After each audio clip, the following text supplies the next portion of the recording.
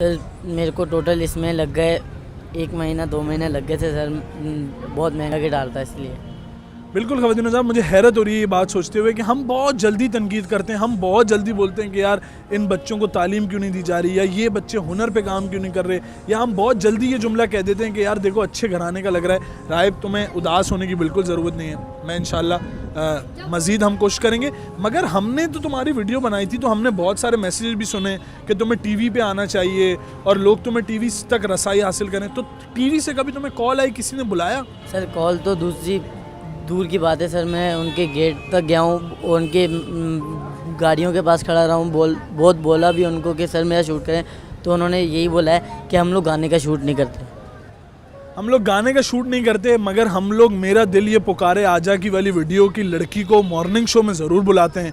हम लोग वो नाच गाना ज़रूर दिखाते हैं, मगर जो टैलेंट होता है, जो नीचे से लोग उठे हुए होते हैं, जो लोग हुनर पे काम करते हैं, हम कभी उसकी